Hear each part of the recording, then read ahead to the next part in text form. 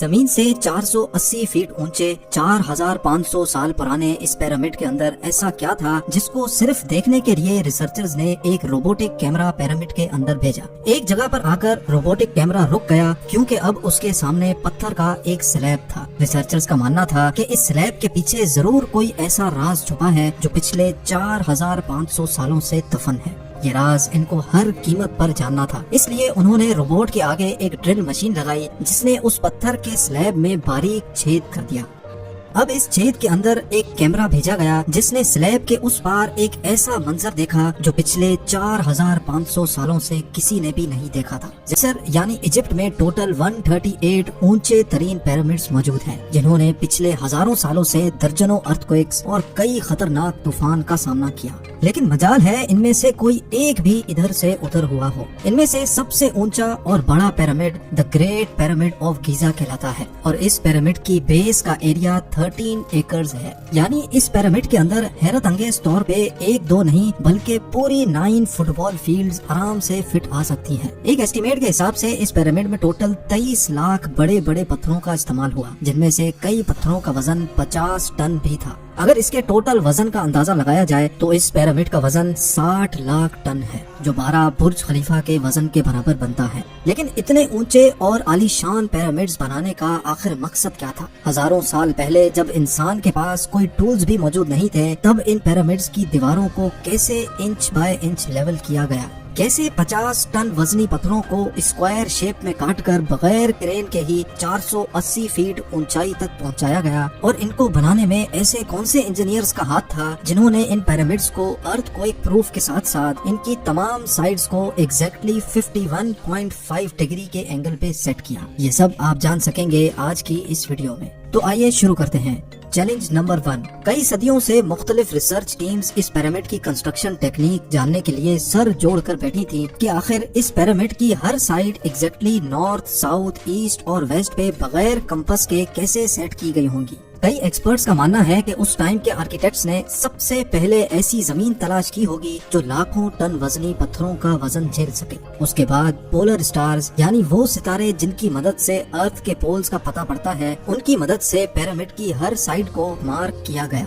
نہ کوئی کمپس اور نہ ہی کوئی آپٹیکل انسٹرومنٹ، صرف اس بیسک ٹیکنیک سے ہزاروں سال پہلے اس پیرامڈ کی ڈائریکشن سیٹ کی گئی، اور وہ بھی 0 ایررز کے ساتھ۔ Challenge number 2۔ اگلا چیلنج تھا زمین کو لیول کرنے کا۔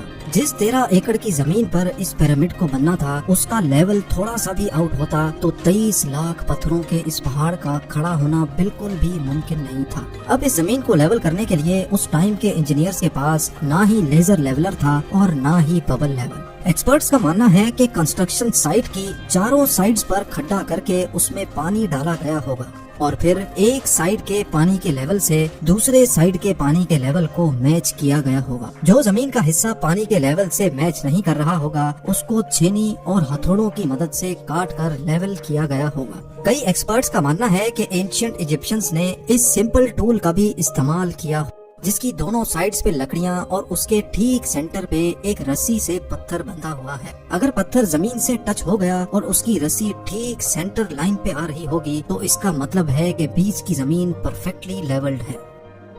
Challenge number 3۔ اب پیرامڈ کنسٹرکشن سائٹ پہ ڈائریکشنز بھی سیٹ تھیں، مارکنگز بھی ہو چکی تھیں اور زمین کا لیول بھی سیٹ تھا۔ اب باری تھی کنسٹرکشن سٹارٹ کرنے کی، جس کے لیے لاکھوں ٹن وزنی اور بڑے پتھر ریکوائرڈ تھے۔ لیکن یہ پتھر کاٹنے کے لیے نہ ہی ان کے پاس گرائنڈر تھے اور نہ ہی جیک ہیمرز، لیکن پھر بھی انہوں نے 50 ٹن وزنی پتھر کاٹے بھی اور ان کو اسکوائر یا ریکٹینگل شیپ بھی دیا۔ لیکن آخر کس کی مدد سے؟ جی ہاں، یہی وہ صرف ایک ٹول تھا جس کی مدد سے پتھروں کو کاٹا گیا۔ ایکسپرٹس کا ماننا ہے کہ پیرامڈ کی کنسٹرکشن پہ استعمال ہونے والی چھینی صرف کاپر سے ہی نہیں بنی تھی، کیونکہ ان کو بھی یہ بات معلوم تھی کہ کاپر نرم ہوتا ہے اور پتھر نہیں کاٹ سکتا، اس لیے اس میں ایک کیمیکل آرسینک بھی شامل کیا گیا تھا۔ کاپر اور آرسینک سے بنائی جانے والی یہ چھینی لکڑیوں کے ہتھوڑوں سے پتھروں پر ٹھوکی جاتی تھی اور کئی گھنٹوں کی محنت کے بعد بڑے بڑے پتھر شیپ میں لائے جاتے تھے۔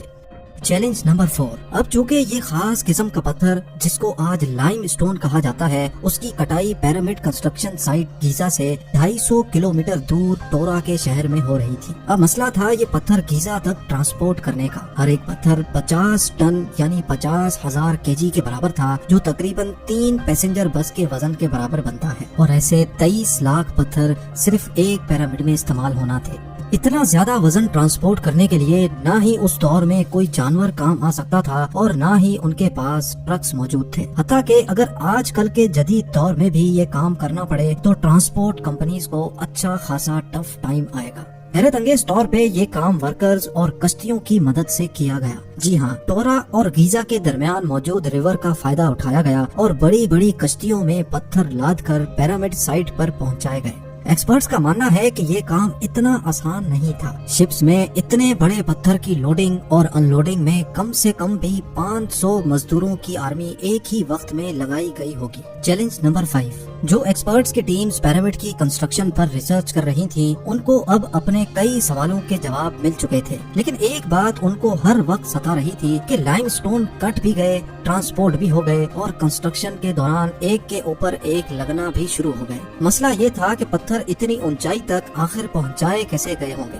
کئی ایکسپرٹس کا ماننا ہے کہ پیرامڈ کی کنسٹرکشن سے پہلے ہی یہ پلان کر لیا گیا تھا، یا تو یہ اسپائرل ٹریک کے ذریعے اوپر گئے ہوں گے یا پھر زگ زیگ طریقے سے، لیکن یہ بات تو طے ہے کہ 50,000 kg کے پتھر اوپر مزدوروں کی آرمی کی مدد سے ہی کھینچ کر گئے ہوں گے۔ Challenge number 6۔ بات صرف لاکھوں مزدوروں چھینی ہتھوڑے سے لائم سٹون کاٹنے اور اتنے بڑے پتھروں کو ٹرانسپورٹ کرنے کی ہی نہیں تھی۔ اس پیرامڈ کے اندر کمپارٹمنٹس، ان کے اندر جانے کا راستہ اور کئی چھوٹی چھوٹی سرنگیں بھی بنائی گئی تھی۔ باقی سب چیزیں تو ٹھیک تھیں، لیکن ایک چیز ایکسپرٹس کو حیران کر گئی، اور وہ یہ تھی کہ اندر کے کمپارٹمنٹس میں جو پتھر استعمال ہوا تھا وہ لائم سٹون نہیں بلکہ گرینائٹ تھا۔ جی ہاں، گرینائٹ ایک ایسا پتھر ہے جو ڈائمنڈ کے بعد دنیا کا سب سے سخت ترین سٹون مانا جاتا ہے۔ آج کل کے ماڈرن دور میں بھی گرینائٹ بڑے بڑے گرائنڈرز کی مدد کے سوا کاٹا ہی نہیں جا سکتا۔ دنیا بھر سے کئی آرکیولوجیکل ایکسپرٹس کو پیرامڈ کا وزٹ بھی کروایا گیا، لیکن کسی کو بھی اس بات کا سراغ نہیں ملا کہ 4500 سال پہلے ایجپشنز نے گرینائٹ جیسے ٹھوس پتھر کو اتنی صفائی سے کیسے کاٹا تھا۔ آخر کار کئی سالوں کے بعد ایکسپرٹس نے اس مسٹری کو بھی سالو کر دیا۔ ایجپشنز نے گرینائٹ کو اتنی صفائی سے ایک ایسے آرے سے کاٹا تھا جس کے دانت ہی نہیں تھے۔ جی ہاں، بغیر دانتوں والے اس آرے کے دونوں سائڈوں پر وزن ڈال کر اس کو گرینائٹ پر چلایا جاتا تھا اور بیچ میں بجری ڈالی جاتی تھی۔ ایکسپرٹس کا ماننا ہے کہ اس طریقے سے اتنے بڑے پتھر کو کاٹنے میں 4 مہینوں کا وقت لگ جاتا تھا۔ آخرکار پیرامڈز بنانے کا مقصد کیا تھا؟ ان پیرامڈز کو بنانے میں کتنے مزدور ایک ہی وقت میں کام کرتے تھے؟ اور روبوٹک کیمرہ نے جب پیرامڈ کے اندر پتھر کے سلیب میں سوراخ کیا تو اس کے اندر وہ کون سا منظر دیکھا گیا جو پچھلے 4500 سالوں سے کسی نے بھی نہیں دیکھا تھا؟ یہ سب اور اس سے بھی زیادہ آپ جان سکیں گے اس ویڈیو کے پارٹ 2 میں۔ آپ لوگوں کے پیار بھرے کامنٹس اور لائکس کا بے حد شکریہ۔ ملتے ہیں ویڈیو کے اگلے شاندار پارٹ میں۔